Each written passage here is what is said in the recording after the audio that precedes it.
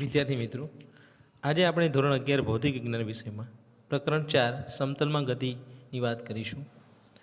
અહીં આપણે સમતલમાં થતી ગતિ માટે તત્કાલીન વેગની સમજ મેળવીએ. હવે અગાઉ આપણે જોયું કે જ્યારે સમતલની અંદર કોઈ પદાર્થ ગતિ કરે છે એટલે પદાર્થના એક્સ અને વાય બંને યામો એકસાથે બદલાય છે. તો અહીંયા જે આકૃતિ આપેલી છે એ આકૃતિ ઉપર થોડુંક આપણે ધ્યાન રાખીએ અહીંયા તો તમને વધારે ખ્યાલ આવશે. જોઈએ પ્રથમ નંબરની જે આકૃતિ છે એની અંદર જોઈ શકાય છે કે કણ પીથી P1 ઉપર જાય છે. આ દરમિયાન આ ગતિપથ દરમિયાન એને કરેલું જે સ્થાનાંતર છે ડેલ્ટા R1 સદિશ છે. ત્યારબાદ એના કરતાં થોડોક ઓછો સમય આપવામાં આવે તો કણ P થી P2 ઉપર જાય છે. હવે આ P થી P2 ઉપર જાય છે તો એ ડેલ્ટા R2 સદિશ નાનો થતો જાય છે. તો આ રીતે તમે વિચારો તો હવે ધીમે ધીમે શું થશે? તો ધીમે ધીમે ડેલ્ટા R2 સદિશ જે R3 સદિશ R4 સદિશ એમ કરતાં એક પોઝિશન એવી આવશે કે આ જે સ્થાનાંતર સદિશો છે, બરાબર, આ જે સ્થાનાંતર સદિશો એ નાના થતા જશે અને એક પોઝિશન એ પ્રમાણેની લઈએ છીએ કે exactly delta T tends to 0ની પરિસ્થિતિમાં કણ જે છે એ આ બિંદુએ હશે અને આ બિંદુએ એના સ્પર્શક દોરવામાં આવે આ રીતે. તો આ સ્પર્શકની દિશા જે છે એ સરેરાશ વેગની દિશા આપશે. એટલે અહીંયા સમયગાળાના નાનો કરતા જઈએ તો નાના સમયગાળા સાથે શું થાય છે? સ્થાનાંતર નાનું થતું જાય છે. સ્થાનાંતરની કિંમત નાની થતાં એક પોઝિશન એવી આવે છે કે સ્થાનાંતર એકદમ અતિ સૂક્ષ્મ થઈ જાય છે અને આ પરિસ્થિતિમાં જે વેગ મેળવવામાં આવે છે સ્પર્શકની દિશામાં એ આપણને તત્કાલીન વેગ તરીકે વેગની દિશા આપે છે. એટલે અહીંયા લખીએ આ રીતે કે સરેરાશ વેગ કેવી રીતે મળે? તો કોઈ કણ ડેલ્ટા T સમયમાં ડેલ્ટા R સદિશ જેટલું સ્થાનાંતર કરે છે તો આ કણનો સરેરાશ વેગ V સદિશ એંગલ બ્રેકેટ બરાબર ડેલ્ટા R સદિશ બાય ડેલ્ટા T અને અહીં આને આપણે શું કહીશું? સરેરાશ વેગ કહીશું. એ કોના ઉપરથી મળે છે? તો સ્થાનાંતર સદિશને સમયગાળા વડે ભાગી નાખવાથી પ્રાપ્ત થાય છે. હવે આપણે તત્કાલીન વેગની વાત કરવા માગીએ છીએ તો તત્કાલીન વેગ આના ઉપરથી કેવી રીતે મળી શકે? તો આ જે સમીકરણ ઉપરનું જે સમીકરણ લખ્યું છે એમાં જે સ્થાનાંતર છે એ સમયગાળા સાથે આપણને જુદું જુદું મળ્યું. આકૃતિમાં જોયું કે પહેલાં ડેલ્ટા R1 મળ્યું, પછી ડેલ્ટા R2 મળ્યું, પછી ડેલ્ટા R3 મળ્યું. તો એના માટેના સમયગાળા આ પ્રમાણેના લીધા. હવે ડેલ્ટા T ટેન્ડ્સ ટુ 0 લઈએ તો ડેલ્ટા R ટેન્ડ્સ ટુ 0 થાય. ટેન્ડ્સ ટુ એટલે એક્ઝેક્ટલી સમય 0 નથી લીધો, 0ની નજીકનો સમય લીધેલો છે. તો સ્થાનાંતર પણ 0 એક્ઝેક્ટ નહીં મળે, 0ની નજીકનું મળશે. અને આ પરિસ્થિતિમાં જે સમીકરણ હતું સરેરાશ વેગનું એ કન્વર્ટ થઈ લિમિટની અંદર મૂકવામાં આવે તો આ રીતે લખાય અને એ સદિશ જે એવરેજ મળતો હતો વેગનો એ હવે તત્કાલીન આપશે. એટલે વેગ બરાબર limit delta T tends two 0 delta R ભાગ્યા ડેલ્ટા T. અને આનું આપણે સ્વરૂપ જે છે ડેલ્ટાના સ્વરૂપમાંથી એને આપણે ડીના સ્વરૂપમાં લખીએ છીએ તો dr સદિશ બાય dt એ આપણને વેગ સદિશ આપશે. તો આ સમીકરણ તમારે યાદ રાખવાનું છે. હવે આગળ જોયું કે R સદિશ એ શું છે? તો મિત્રો R સદિશ જે છે એ x અક્ષ અને જે y અક્ષ છે એના I કેરેટ અને J કેરેટના સંદર્ભમાં આ રીતે x અને yના જે યામો છે એને દર્શાવતો સદિશ છે. તો હવે આપણે શું કરીએ? વેગની દિશાની વાત કરી અને બે ભાગમાં વિભાજિત કરી દઈએ, x ઘટક અને y ઘટક. તો મિત્રો વેગની દિશા કઈ લેવામાં આવે છે? તો તત્કાલીન વેગની દિશા કોઈપણ બિંદુ પાસે તેને જે સ્પર્શક દોરવામાં આવે છે એ ગતિપથને દોરેલા સ્પર્શકની દિશામાં વેગની દિશા લેવામાં આવે છે. એટલે આ સ્ટેટમેન્ટ તમારે યાદ રાખવાનું છે કે પદાર્થના ગતિપથના કોઈપણ બિંદુ પાસે તેનો વેગ તે બિંદુ પાસે ગતિપથને દોરેલા સ્પર્શકની દિશામાં અને ગતિની દિશામાં હોય છે. તો આ સ્ટેટમેન્ટ યાદ રાખી લેવાનું છે દિશા દર્શાવવા માટે, બરાબર. અને એનું સૂત્ર છે V સદિશ બરાબર dr સદિશ બાય dt. અહીંયાથી આપણે એને બે ઘટકોમાં વિભાજન કરવા માગીએ છીએ. તો આ વેગની દિશાની વાત થઈ અહીંયા. હવે માની લો કે તમે અહીંયા જે કીધું કે R સદિશના બે ભાગ પડે, x I caret y J caret. આ XI અને YJ આનું તમે વિકલન કરશો તો આની જગ્યાએ dx બાય dt મળશે, આની જગ્યાએ dy બાય dt મળશે, અને એક x ઘટક આપશે, એક y ઘટક આપશે. vx અને vy આપણને આ રીતે આના ઉપરથી વિકલનથી પ્રાપ્ત થાય છે. અને ત્યારબાદ આનું આપણે વિકલન જે છે એને આ રીતે લખી શકીએ છીએ કે v સદિશ બરાબર vx i કેરેટ વત્તા vy જે કેરેટ. અને વેગ સદિશ છે તો એનો એકમ આપણે જાણીએ છીએ મીટર પર સેકન્ડ છે, અને CGS પદ્ધતિમાં સેન્ટીમીટર પર સેકન્ડ પ્રાપ્ત થાય છે. તો અહીંયા તત્કાલીન વેગ સમજવા માટે આપણે 4 આકૃતિની મદદથી સમજી શકીએ છીએ. સમયગાળાનો નાનો કરતા જઈએ છીએ તો એક સમય ડેલ્ટા t ટેન્ડ્સ ટુ 0ના સમયે જે વેગ મળે છે એને આપણે તત્કાલીન વેગ તરીકે ઓળખીએ છીએ. બરાબર, તો આ પ્રશ્ન અહીંયા પૂરો થાય છે. હવે આપણે બીજા પ્રશ્નની વાત કરીએ. મિત્રો, અહીંયા સરેરાશ વેગ જે હતો એની ઉપરથી આપણે તત્કાલીન વેગ લાવ્યા, અને એ તત્કાલીન વેગના ઘટકો સમજાવવાની વાત કરેલી છે. અલગથી પ્રશ્ન પૂછાય તો તમે અહીંયા આ રીતે લખી શકો છો. તો અહીંયા v સદિશ બરાબર ડેલ્ટા r સદિશ બાય ડેલ્ટા t. અગાઉ લખ્યું એ પ્રમાણે અહીંયા ડેલ્ટા નહીં આવે, અહીંયા માત્ર શું આવશે? v સદિશ જ આવશે. તો આ રીતના સ્ટેટમેન્ટ આપણે જે સમીકરણ લાય એના આ રીતે કન્વર્ટ કરીને લખી શકીએ છીએ. Delta x by delta t i caret વત્તા delta y by delta t j caret. અને હવે આ સમીકરણમાં લિમિટ મૂકી દઈશું ડેલ્ટા ટી ટેન્ડ્સ ટુ 0ની. તો આ બાજુનો જે વિભાગ છે, જે સરેરાશ હતો, એ તત્કાલીનમાં રૂપાંતરિત થઈ જશે, અને આ બાજુમાં બંનેની અંદર લિમિટ આપી દઈશું તો ડેલ્ટાવાળા જે પદો છે એ શેમાં કન્વર્ટ થવાના છે? જે ડેલ્ટાવાળા પદો છે એ વિકલનની અંદર કન્વર્ટ થઈ જશે. એટલે અહીંયા dx બાય dt, અહીંયા dy બાય dt, અને આનું વિકલન કરીશું તો dx બાય dt એટલે vx બનશે, અને dy બાય dtનો vy જવાબ મળશે. તો આ રીતે મિત્રો તમે વિકલન કરીને vx અને vy મેળવી શકો છો. અને હવે આપણે આનું મૂલ્ય મેળવવાની વાત કરીએ તો i કેરેટ અને j કેરેટ હોય, આપણે આવું ભણ્યા હતા કે a સદિશ બરાબર axi વત્તા ay જે હોય કેરેટની અંદર, તો અહીંયા આનું મૂલ્ય શું મળતું હતું? તો કે એ સદિશનું મૂલ્ય a બરાબર વર્ગમૂળમાં a x સ્ક્વેર વત્તા a y સ્ક્વેર. તો અહીંયા વેગ સદિશનું મૂલ્ય શું થાય? તો વેગ સદિશનું મૂલ્ય લખવું હોય તો vxi vy જે છે તો vx સ્ક્વેર વત્તા vy સ્ક્વેર. તો આ રીતે આપણે આનું મૂલ્ય મેળવી શકીએ છીએ. અને હવે એને દર્શાવવા માટેની એ મેથડ બતાવી દઈએ તમને. તો v સદિશ કોઈ ચોક્કસ દિશાની અંદર છે, v સદિશની દિશા છે, અહીંયા બનતો જે ખૂણો છે એ થીટા છે. તો આ v સદિશના બે ઘટકો vx સદિશ vy સદિશ. હવે જુઓ, આની સાથે આવું લખી દઈએ i કેરેટ, તો આની ઉપર સદિશ કરવાની જરૂર નથી, પણ ખાલી vx લખવું હોય કે vy લખવું હોય તો એની ઉપર સદિશ કરવો પડે.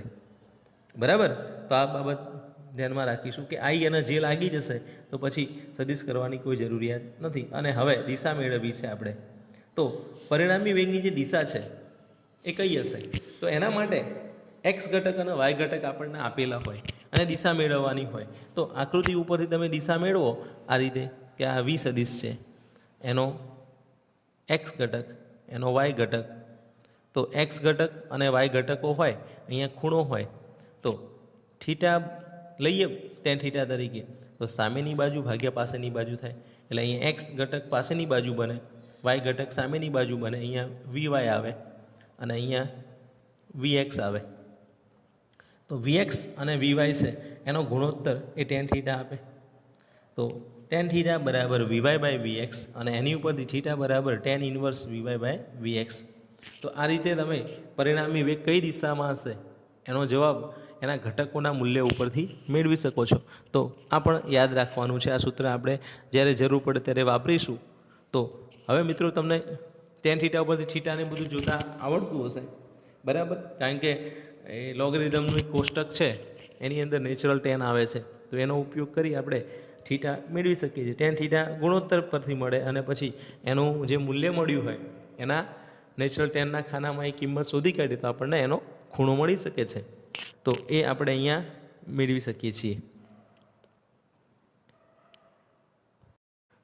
મિત્રો, સરેરાશ પ્રવેગ સમજાવો આ રીતનો 2 ગુણમાં પ્રશ્ન પૂછે તો આગળ જે ભણ્યા એક પરિમાણમાં ગતિ એના જેવી જ બાબત છે, ખાલી સદિશ ફોર્મ આવે છે. તો કણના વેગમાં થતા ફેરફાર અને તેને અનુરૂપ સમયગાળાના ગુણોત્તરને કણનો સરેરાશ પ્રવેગ કહે છે. એટલે ઓલરેડી તમે આ આગળ આવું સૂત્ર લખી ચૂક્યા છો. એ એંગલ બ્રેકેટની અંદર અથવા A12 is equal to delta V સદિશ બાય ડેલ્ટા ટી. આ જે સમીકરણ છે આનો આપણે ઓલરેડી આગળ ઉપયોગ કરતા હતા. આ સમીકરણનો અહીંયા ઉપયોગ કરી સદિશ ફોર્મમાં એને રજૂ કરીએ તો શું થાય જુઓ. વેગમાં થતો ફેરફાર ભાગ્યા સમયગાળો. વેગનો ફેરફાર એટલે ડેલ્ટા વી, સમયગાળો ડેલ્ટા ટી. તો સમીકરણ બન્યું ડેલ્ટા વી સદિશ બાય ડેલ્ટા ટી. હવે મિત્રો ડેલ્ટા વી સદિશ શું દર્શાવે છે? તો ડેલ્ટા વી જે સદિશ છે એ delta x by delta T અને delta y by delta t, બરાબર, એના એટલે કે વેગ સદિશનો ફેરફાર દર્શાવે છે. હવે એ ક્યારે મળે વેગ સદિશનો ફેરફાર? તો સ્થાનાંતર સદિશના ફેરફારને સમયગાળા વડે ભાગી નાખવામાં આવે આ રીતે. ડેલ્ટા આપણે આને ડેલ્ટા આર સદિશ બાય ડેલ્ટા ટી પણ લખી શકીએ,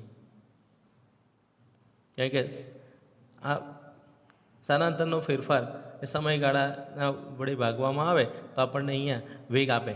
એટલે અહીંયા સરેરાશ પ્રવેગ મેળવવા માટે વેગમાં થતો ફેરફાર અને સમયગાળો લેવો પડે. હવે એ સદિશ એ પ્રવેગ દર્શાવે છે તો એ સદિશની એવરેજ બરાબર delta V by delta T, અને ડેલ્ટા વીની જગ્યાએ શું લખી શકાય? તો એના એક્સ ઘટક માટે ડેલ્ટા વી એક્સ આઈ કેરેટ વત્તા વાય ઘટક માટે ડેલ્ટા વી વાય જે કેરેટ. અને હવે ડેલ્ટા ટી વડે ભાગેલા છે તો બંનેના ભાગાકારમાં ડેલ્ટા ટી મૂકી દીધા. તો એ સદિશની એવરેજ બરાબર delta V x by delta t i caret વત્તા delta V y by delta t j caret. અને આ જે મળેલું છે એ સદિશનો એંગલ બ્રેકેટ બરાબર એ એક્સ આઈ કેરેટ અને પ્લસ એ વાય જે કેરેટ. હવે મિત્રો જુઓ, અહીંયા આ એક્સ છે એ નાનો આવે, અહીંયા વાય પણ નાનો આવે, એટલે અહીંયા એ એક્સ સબઓર્ડિનેટમાં લખવાનો છે આ રીતે. A x a y v x, બરાબર. એટલે અહીંયા આ બાબત તમે ધ્યાનમાં રાખજો કે અહીંયા જે લખેલું છે વી સાથે કે એ સાથે એ એની નીચેની સબસ્ક્રિપ્ટમાં છે, એની સાથે નથી, એટલે નાના અક્ષરે લખીશું આપણે એને. તો આ થઈ સરેરાશ પ્રવેગની વાત. હવે સરેરાશ જે પ્રવેગ છે એનો એકમ શું થાય અને એની દિશા કઈ મળે? તો સરેરાશ પ્રવેગની જે દિશા છે એ ડેલ્ટા વી સદિશની દિશામાં હશે. આ બાબત મગજમાં ખ્યાલ રાખજો, ટૂંકા પ્રશ્નમાં પૂછાય છે. સરેરાશ પ્રવેગની દિશા વેગ સદિશના ફેરફારની દિશામાં હોય છે. વેગ સદિશનો ફેરફાર એટલે ડેલ્ટા વી. તો આ દિશા થઈ. અને હવે એનો એકમ, મિત્રો એકમ આપણને ખબર છે, વેગનો એકમ મીટર પ્રતિ સેકન્ડ છે, તો પ્રવેગનો એકમ મીટર પ્રતિ સેકન્ડ સ્ક્વેર થાય. એટલે અહીંયા મીટર પ્રતિ સેકન્ડ સ્ક્વેર એ એનો એકમ થશે, અને CGSમાં સેન્ટીમીટર પ્રતિ સેકન્ડ સ્ક્વેર, બરાબર. તો આ રીતે આ પ્રશ્ન તમારે યાદ રાખવાનો છે. હવે આપણે આગળ તત્કાલીન પ્રવેગની વાત કરીએ, તાક્ષણિક પ્રવેગની વાત કરીએ. તો સરેરાશ પ્રવેગ જે છે એ પ્રવેગ માટેનો સમયગાળો ડેલ્ટા ટી ટેન્સ ટુ 0 લેવામાં આવે. એટલે સમયગાળો શૂન્ય તરફ કરતાં મળતા સરેરાશ પ્રવેગના સીમાંત મૂલ્યને, એટલે એનું જે એ વખતનું ચોક્કસ મૂલ્ય મળે છે એ મૂલ્યને આપણે તાક્ષણિક પ્રવેગ તરીકે ઓળખીશું. હવે તાક્ષણિક શબ્દ તમારે સમજવો હોય તો જે તે ક્ષણનો અથવા તત્કાલીન, બરાબર. માની લો કે તમે પર્ટિક્યુલર કોઈ સમયની વાત કરી રહ્યા છો તો એને તાક્ષણિક અથવા તત્કાલીન કહેવાય. અને તમે કોઈ ચોક્કસ સમયગાળાની વાત કરી રહ્યા છો, સમયગાળો, તો એને આપણે સરેરાશ શબ્દ સાથે સાંકળીશું. હવે કંઈ આકૃતિ સમજીએ કે કોઈ એક કણ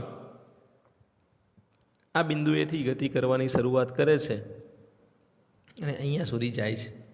તો આની ગતિ વખતે એનો વેગ કઈ દિશામાં હશે? તો અગાઉ જોયું એ પ્રમાણે કણ જ્યારે અહીંથી પસાર થતો હશે ત્યારે એનો વેગ સ્પર્શકની દિશામાં હશે, અહીંથી પસાર થતો હશે એટલે એની સ્પર્શકની દિશામાં હશે. તો વેગની દિશા સ્પર્શકની દિશામાં હશે અને વેગ સદિશ જે છે એના બે ઘટકો પણ પડશે. બે ઘટકો એટલે વી એક્સ આઈ વી વાય જે. હવે વી એક્સ આઈ કેરેટ પ્લસ વી વાય જે કેરેટ એના વી એક્સ અને વી વાય એના બે ઘટકો છે. તો વી સદિશને એમને અહીંયા ડિવાઈડ કરીને બતાવ્યો છે કે વી એક્સ આઈ વી વાય જે. હમણાં આપણે વાત કરીએ આગળ એ જ વસ્તુ અહીંયા ફરી રિપીટ કરીએ છીએ, પણ હવે આકૃતિ ઉપરથી આ બાબત સમજવી છે. તો સરેરાશ પ્રવેગને આપણે આ રીતે લખી શકીએ, એનું સૂત્ર આ રીતે બની શકે. અને આગળ મેળવ્યું એમ હવે આનું વિકલન કરવામાં આવે. આ સદિશ જે મળેલો છે ડેલ્ટા એ ડેલ્ટા વી સદિશ બાય ડેલ્ટા ટી, તો એનું વિકલન ડેલ્ટા ટી ટેન્સ ટુ 0માં લેવામાં આવે. તો આ પરિસ્થિતિમાં સમીકરણ આ રીતે લખાય. અને હવે અગાઉ કહ્યું એ પ્રમાણે નાનો ભાગ લેવામાં આવે ફેરફારનો, તો એને આપણે વિકલનના ફોર્મમાં લખીએ છીએ. તો એને લખાય ડીવી બાય ડીટી. અને હવે વીની જગ્યાએ તમે વી એક્સ આઈ કેરેટ વત્તા વી વાય જે કેરેટ મૂકી દો અને એનું અલગ અલગ વિકલન કરો, તો આ રીતે મળે. અને ત્યારબાદ આઈ કેરેટ અને જે કેરેટની કિંમતો ભરી દઈએ તો આપણને આવું એક સમીકરણ પ્રાપ્ત થાય છે. અને હવે પહેલું જે સમીકરણ મળ્યું એનું વિકલન આપણને એ એક્સ આપે અને બીજાનું એ વાય આપે. તો આ a x I caret plus a y જે કેરેટ જે મળેલું છે, બરાબર, એ વસ્તુ આપણને એક્સ દિશાના અને વાય દિશાના પ્રવેગ દર્શાવે છે. હવે એકચ્યુઅલી પ્રવેગ કેવી રીતે શોધી શકાય એની આપણે અહીંયા વાત કરવી છે. તો એક વિકલન દ્વારા અને બીજું એની ડાયરેક્શન છે ને એ બધું નક્કી કરવું હોય તો આપણે આકૃતિનો ઉપયોગ કરી શકીએ છીએ. હવે અહીંયા વિકલન બે રીતે કરી શકાય. સ્થાનાંતર આપેલું હોય આર, તો એનું 2 વખત વિકલન કરવામાં આવે તો પ્રવેગ મળે. અને વેગ આપેલો હોય એનું 1 વખત વિકલન કરવામાં આવે તો પ્રવેગ મળે. એટલે વેગ સૂત્ર ઉપરથી વિકલન કરવા માટે પ્રવેગ મેળવવા માટે 1 વખત વિકલન કરવાનું, અને સ્થાનાંતર સૂત્ર આપેલું હોય તો એનું 2 વખત વિકલન કરવાનું. અને 2 વખત વિકલન કરતા હોય તો એને લખવાની પેટર્ન આ રીતે લખવાની છે, ડી સ્ક્વેર આર સદિશ બાય ડીટી સ્ક્વેર. એટલે કે સ્થાનાંતર સદિશનું 2 વખત સમયની સાપેક્ષ વિકલન કરવામાં આવે તો એ આપણને પ્રવેગ સદિશ આપે છે, અને એને આપણે તત્કાલીન પ્રવેગ કહીશું. હવે જુઓ, બુકની અંદર તમને સદિશ ઉપર કરીને આપેલા નથી, તો એ લોકોએ આવું નહીં લખ્યું, આવું લખેલું છે. હવે આ કેરેક્ટર ઘાટો હોય તો એ સદિશ ફોર્મ રજૂ કરે છે, આછો હોય તો એ મૂલ્ય દર્શાવે છે. એટલે આપણે અહીંયા સદિશ ફોર્મમાં જ આ જે એ છે એ સદિશ ફોર્મમાં જ, બરાબર, કારણ કે એ મૂલ્ય નથી આપતું. મૂલ્ય તો તમે દિશા વિના શોધો અથવા દિશા ભૂલીને શોધો તો એને આપણે મૂલ્ય કહીશું. હવે જો અહીંયા આકૃતિ ઉપરથી થોડીક એ સદિશની દિશાઓની વાત કરવા માગું છું.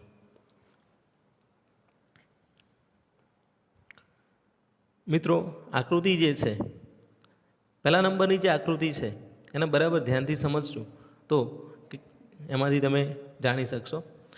સૌથી પહેલાં પી બિંદુ આગળની વાત કરીએ તો વેગ સદિશની દિશા સ્પર્શકની દિશામાં હોય તો આ રીતે મળશે. તો એમને વી સદિશને આ રીતે બતાવી દીધો, અહીંયા નીચે આ વી સદિશ છે. અને ત્યારબાદ P1 બિંદુ આગળ વેગ સદિશની દિશા અહીંયા સ્પર્શકની દિશામાં હશે. તો એ વખતે એમને વેગ સદિશને આની જેમ સ્પર્શકની દિશામાં બતાવી દીધો, એનું નામ પાડી દીધું વી ડેશ. હવે મિત્રો, ડેલ્ટા વી મેળવવા હોય તો કેવી રીતે મળે, બરાબર ધ્યાનથી સમજી લેજો. અહીંયા હું ફરીથી આકૃતિ બનાવું છું, થોડીક મોટી આકૃતિ બનશે તો વધારે ખ્યાલ આવશે. આ વી સદિશની દિશા બતાવું. અહીંયા ધારો કે આ વી સદિશની દિશા છે અને અહીંયા વી ડેશ સદિશ છે, વી ડેશ આ વી. હવે આ જે બે સદિશો છે એનો સબાચાની મદદથી પરિણામી સદિશ મેળવવામાં આવે તો અહીંયા ક્યાંક તમને શું હાલે, ધારો કે આ રીતે આનો પરિણામી સદિશ મેળવીએ આપણે, આના પેરેલલ અહીંયા દોરીએ, આના પેરેલલ અહીંયા દોરીએ અને આનો પરિણામી સદિશ ધારો કે આ રીતે મળે છે. તો આજે મેં વિકર્ણ દોરેલો છે, આ વિકર્ણ શું આપશે, વી અને વી ડેશનો સરવાળો આપે. પણ જો હું આ વિકર્ણ દોરું, આનો નાનો વિકર્ણ, આ પણ વિકર્ણ જ બને, તો આ વિકર્ણ મને બાદ બાકી આપશે.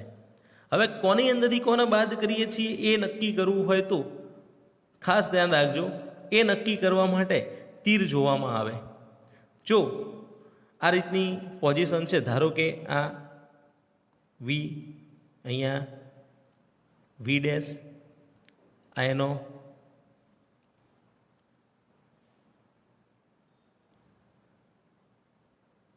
અને આ એનો પરિણામી સદિશ. તો આને આપણે શું કીધું? બેનો સરવાળો કીધો અને આને બેની બાદબાકી કીધી. આ જે છે બાદબાકી આપે, પણ બાદબાકીમાં કયું પદ પહેલાં લખવું? તો ધારો કે આ વી છે અને આ વી ડેશ છે. બાદબાકી નક્કી કરવા માટે તમારે તીર જોવું પડે. હવે ધારો કે મારું તીર આ બાજુએ છે, આની ઉપર દોરેલું તીર જે છે એ ઉપરની સાઈડે છે. કઈ બાજુએ આવ્યું? તો કે વી ડેશની બાજુએ. વી ડેશની બાજુએ આવ્યું હોય તો વી ડેશ એ પહેલાં લખાય અને વી એ પછી લખાય. એટલે અહીંયા વી ડેશ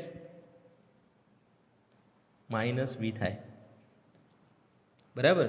તો એવું જ અહીંયા કામ કરેલું છે એમને કે વી સદિશ, વી ડેશ સદિશ, વી સદિશ, વી ડેશ સદિશ, અને આને કહી દીધેલું છે, આ જે લાઈન દોરેલી છે આને ડેલ્ટા વી સદિશ કીધેલું છે. અને આ ડેલ્ટા વી સદિશની દિશા આ રીતે મળે છે. હવે અગાઉ કહ્યું પ્રમાણે ડેલ્ટા વી સદિશની જે દિશા છે એ દિશામાં પ્રવેગ સદિશ હોય છે. તો આ પ્રવેગની દિશા પણ થઈ.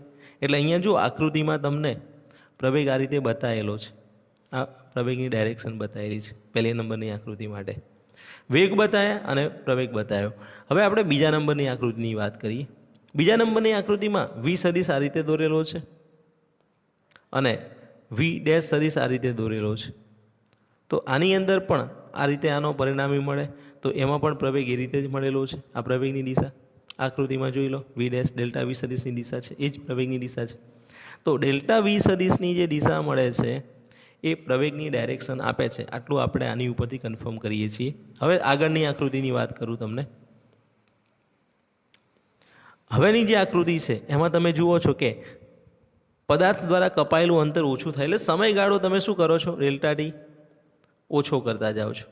ઓછો કરતા જાઓ છો તો અંતર ઓછું કપાશે. અંતર ઓછું કપાશે તો પોઈન્ટ નજીકના હશે.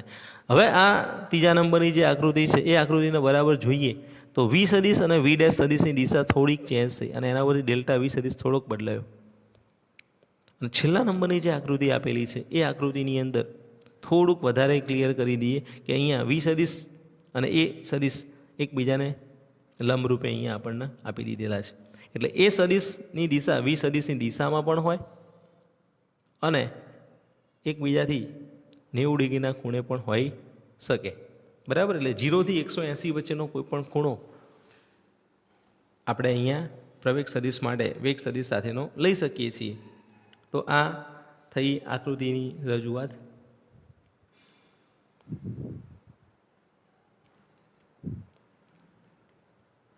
હવે અહીંયા